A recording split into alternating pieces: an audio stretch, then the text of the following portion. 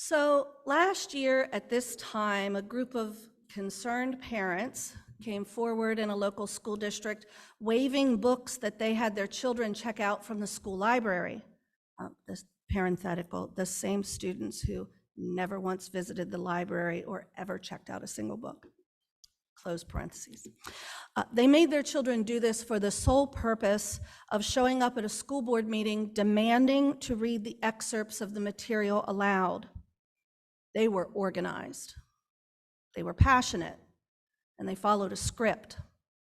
But what they weren't was prepared to follow the long-standing process for a formal request for reconsideration of materials. A complete disregard for an appropriate and established process. I can tell you how that story ended over coffee sometime. Now fast forward a year to this past month, when members of that same group stood demanding to know what the district was going to do to uphold the law regarding this very day, Constitution Day. You see, federal law mandates that schools that receive federal funding dedicate time to teach about the Constitution on or about September 17th. They were organized. They were passionate. They followed a script. What they didn't do was educate themselves about the fact that all of the schools were already following the mandate and had been doing so for decades. I can tell you more about that story, but that'll take a lunch.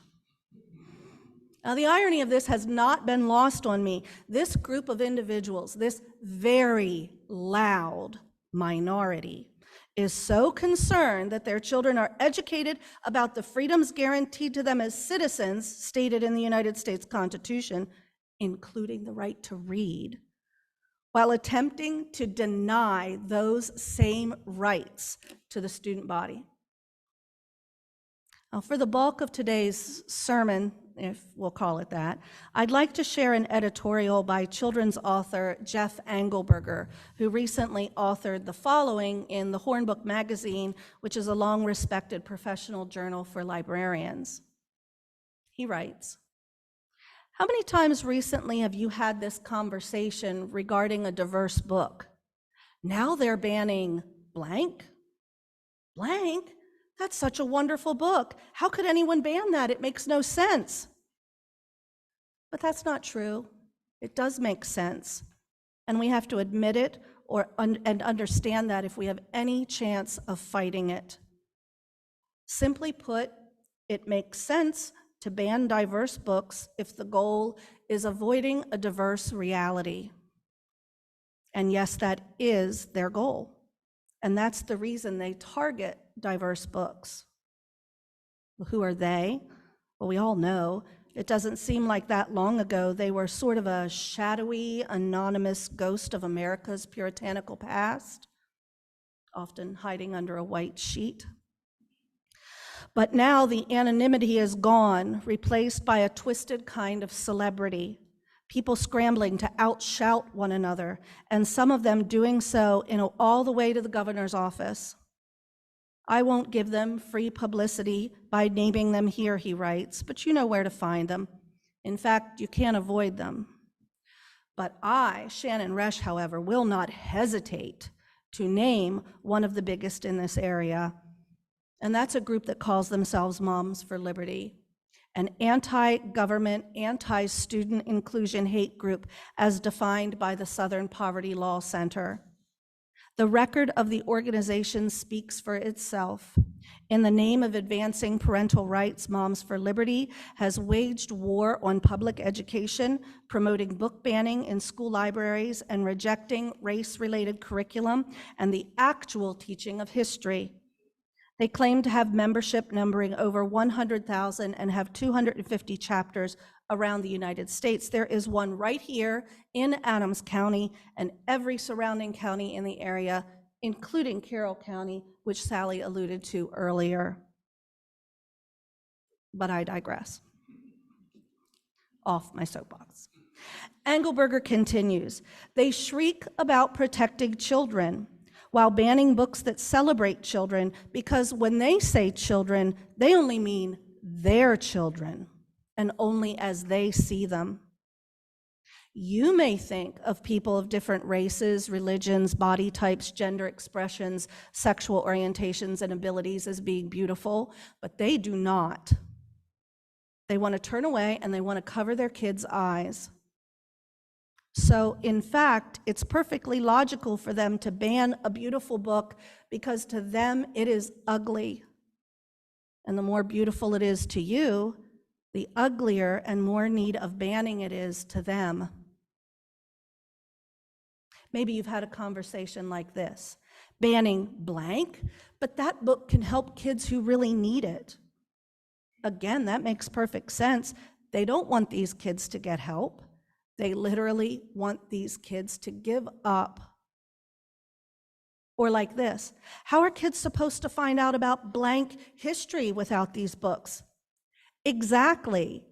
They don't want kids to find out about blank, so it makes sense to get these books off the shelves.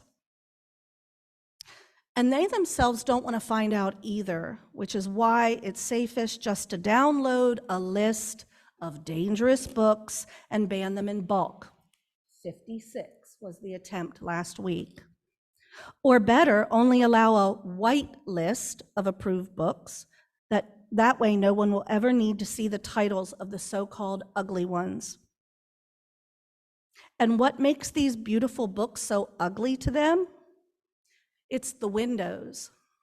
They only prefer mirrors. Now here I'll pause to give greater insight about the windows and mirrors of which Mr. Engelberger spoke.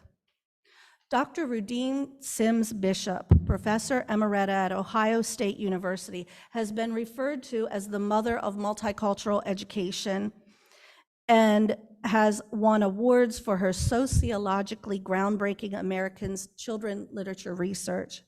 In 1990, she wrote, quote, "Books are sometimes windows, offering views of worlds that may be real or imagined, familiar or strange. These windows are also sliding glass doors, and readers only have to walk through their imagination to become a part of whatever world has been created or recreated by the author. When lighting conditions are just right, however, a window can also be a mirror. Literature transforms human experience and reflects it back to us. And in that reflection, we can see our own lives and experiences as part of a larger human experience. Reading then becomes a means of self-affirmation, and readers often seek their mirrors in books," end quote.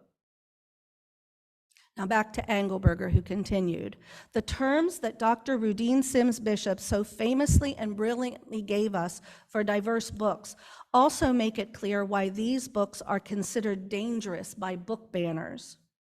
The mirrors are okay, as long as the mirror reflects themselves in the most favorable light. And for way too long, the publishing industry gave them just that. The concept that other people's kids might like to see themselves in books is alien to them. And even if they understood, they wouldn't like it. Anything that's not their own mirror is a window, and they're not about to let a kid look out a window and see things for themselves, or read about a different kind of person and start to empathize with them, because a little empathy could wreck everything they've created. And of course, they especially hate the sliding glass doors. It's harder to keep others in their place when there are too many doors around. Abhorrent? Yes, but it does make sense. All the reasons we need diverse books are the same reasons they want to ban them. Every window, every door is a crack in their castle, a hole in their bubble, a truth in their fiction. Every diverse book is a threat. So it all makes sense. They have to ban these books.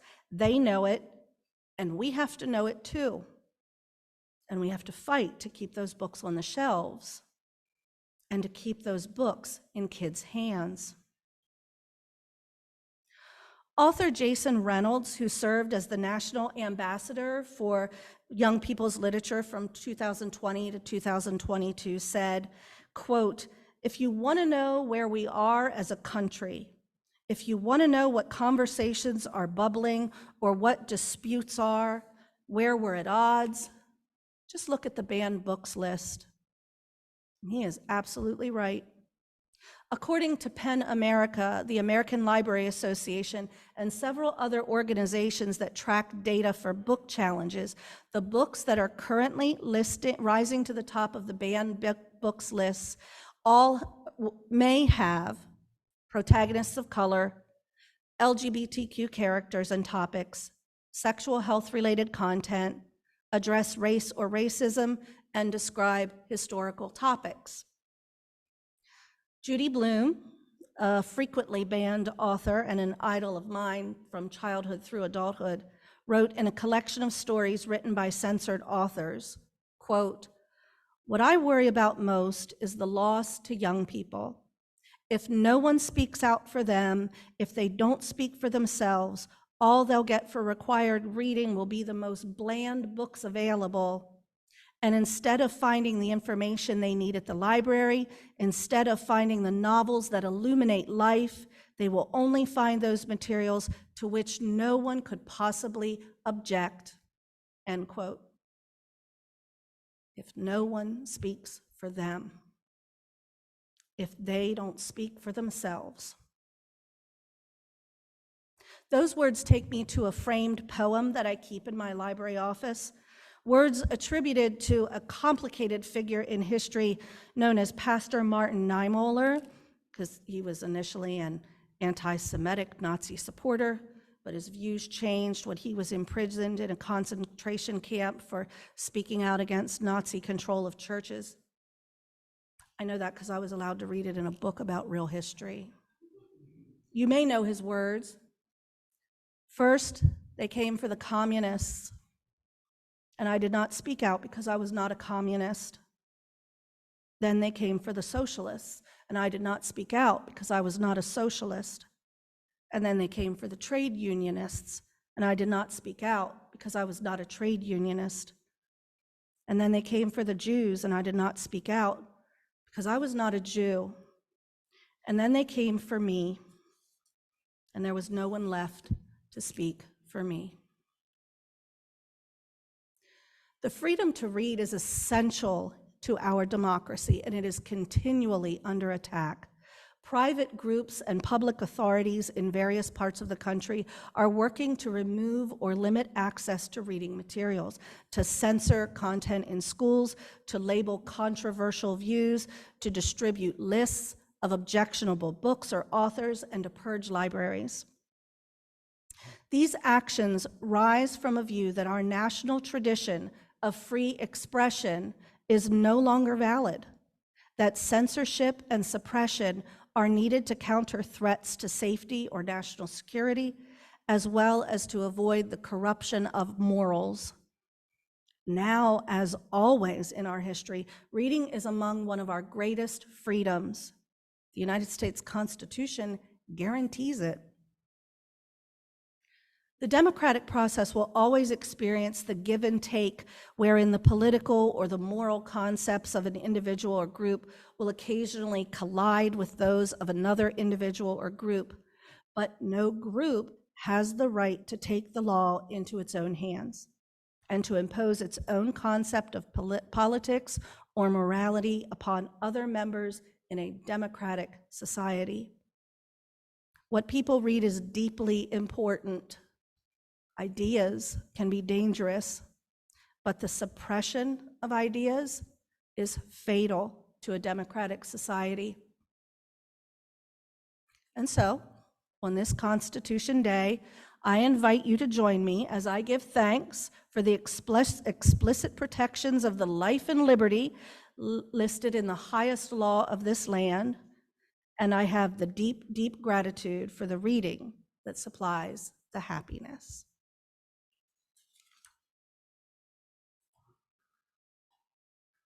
Thank you so much, Shannon. I have to say that on the banned list for Carroll County, the county where I live, we have Slaughterhouse 5, The Bluest Eye, Water for Elephants, among other radical books, right? Oh, I have to jump back in. Remember the words earlier where I said objection to talking animals because it goes against nature? That was Charlotte's Web being banned. Fun fact.